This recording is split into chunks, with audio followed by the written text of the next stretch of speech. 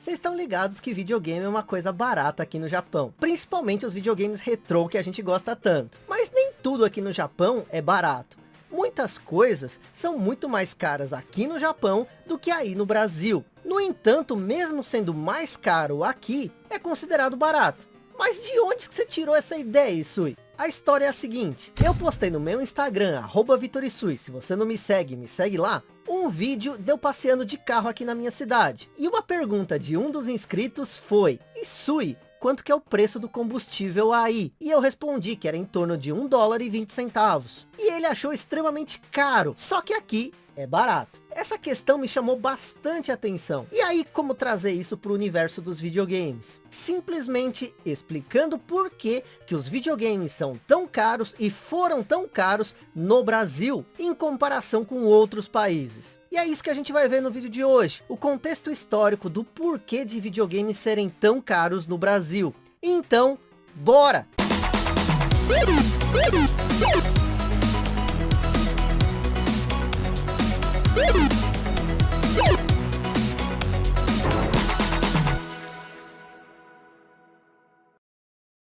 Antes da gente falar do hoje, do porquê o PlayStation 5 e do Xbox Series X, as versões top dos consoles, serem sugeridos ao preço de R$ 4.999, um valor muito alto, preço de um carro aí no Brasil, a gente precisa entender o contexto histórico dessa situação.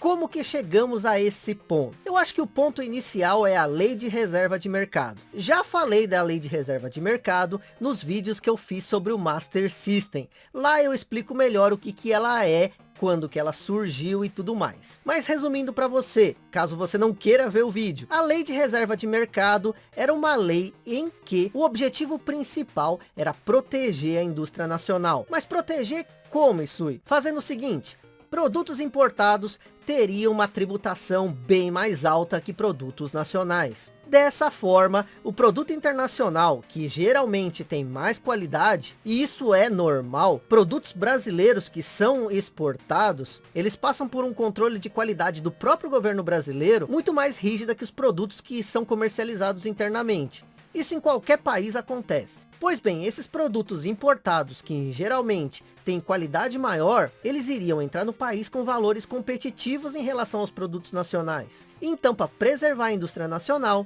a carga tributária sobre esses produtos foi maior no Brasil. Isso parece que foi uma boa ideia? A princípio sim, pois protegendo a indústria nacional, o que acontece? Produtos nacionais vendem mais que produtos importados. Consequentemente, a indústria nacional emprega mais trabalhadores. Isso é muito bom. No entanto, aconteceu alguns efeitos colaterais ao longo dos anos. A primeira é que uma tributação que o governo fez já não pode mais ser retirada. Exatamente porque a máquina do governo conta com aquele dinheiro. E o segundo efeito colateral é que concorrência é salutar em qualquer nível de atividade. O que num primeiro instante protegeu a indústria nacional, também a fez ficar para trás em termos de tecnologia. Dando um exemplo daqui do Japão. O Japão pós-guerra, ele era um país arrasado, entrando produtos internacionais e importados, que sim, tinham mais qualidade que os produtos japoneses. Isso no primeiro instante foi muito ruim para a indústria nacional japonesa. No entanto, isso mobilizou que as empresas japonesas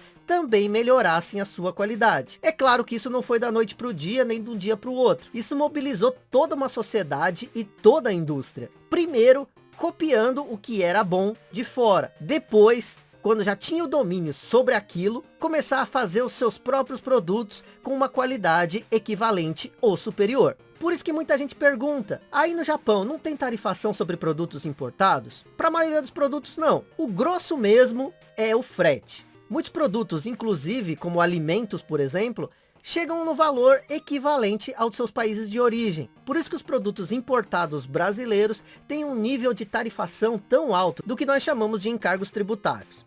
Pronto, até aqui tá tudo certo, né? Tá, mas por que uma empresa ela não faz os produtos todos no Brasil? Bom, tem algumas coisas que é possível uma empresa fazer dentro do território brasileiro. Uma delas é as embalagens, os manuais, até mesmo algumas coisas de plástico. No entanto, muitos equipamentos, eles precisam de uma tecnologia e de maquinário que não tem no Brasil. Por isso, vem de fora. E algumas empresas tentam fazer algo para baratear o custo dos impostos, da carga tributária nesses produtos, que é a montagem dos produtos no Brasil, gerando empregos no Brasil e diminuindo os impostos sobre aquele produto. Mas algo que vocês sempre me perguntam é o seguinte: determinada coisa é muito caro? Esse valor é caro? Algo que eu tenho que falar para vocês. Aqui no Japão, ninguém reclamou dos preços dos consoles de nova geração, tanto do Xbox Series S e X, como do PlayStation 5, porque esses valores sempre são os mesmos. Tirando o PlayStation 3, que teve um valor muito acima do normal, ele foi vendido a $500, isso há 9 anos atrás. O preço dos consoles sempre girou em torno de $400, e nunca mudou de preço. Dando um exemplo do PlayStation 4 e do Xbox One, eles foram comercializados sempre a $400.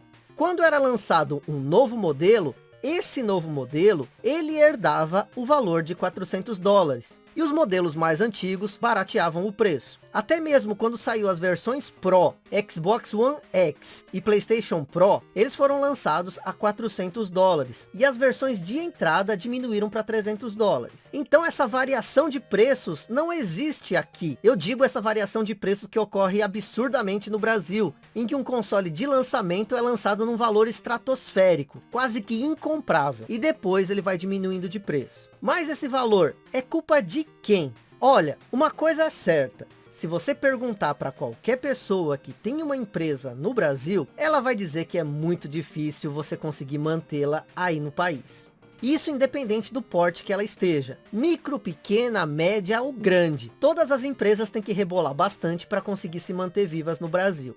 Então, algo que eu queria que você entendesse. As duas pontas dessa corrente, tanto as empresas que fazem os consoles, como o consumidor final, você, nenhuma dessas duas pontas tem culpa nessa conta. O problema é o que está no meio. E não estou dizendo dos atravessadores, não. Eu digo que são anos e anos de uma tributação não tão boa do governo brasileiro. Então muita gente fala que eu defendo muito as empresas. Mas é sério. As empresas passam anos vendendo consoles no prejuízo para conseguir obter lucro a partir da venda dos jogos. Por isso eu não critico pirataria especificamente no Brasil.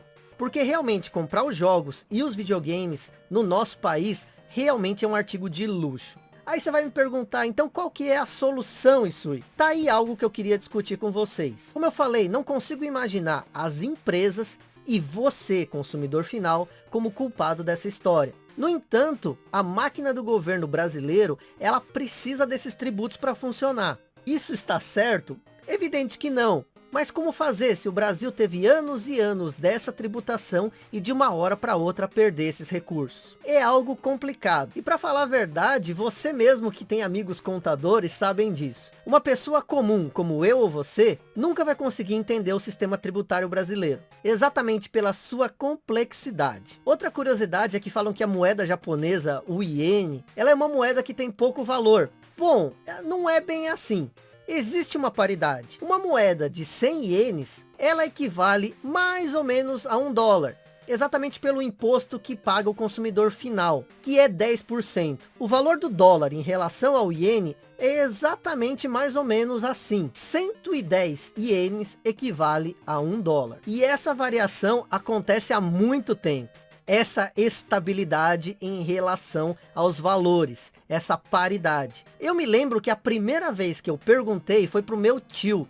Isso quando eu tinha mais ou menos uns 10 anos de idade. Então há mais ou menos 30 anos atrás. Eu perguntei quanto que custa $1 em relação a um iene. E ele me respondeu 110 ienes. Então você vê que há muito tempo os valores de iene e dólar, eles são os mesmos.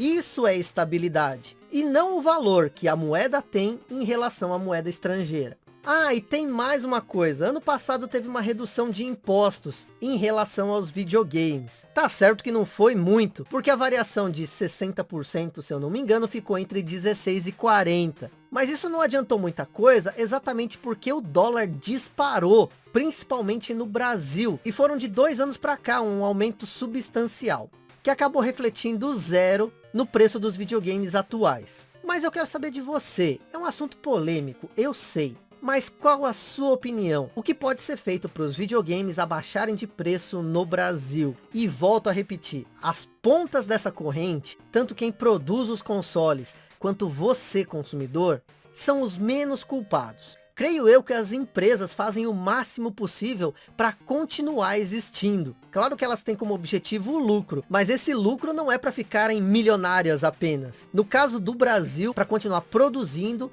e vendendo dentro do mercado nacional. Ah, e não se esquece, me segue lá no Twitter e no Instagram, @VitorIsui. No Twitter a gente pode conversar sobre tudo. Já no Instagram eu posto foto de itens que eu ainda não mostrei aqui no canal. Então me segue lá, @VitorIsui, no Instagram e no Twitter. Eu sou o Isui, mais uma vez obrigado a você que viu o vídeo até aqui. E até mais.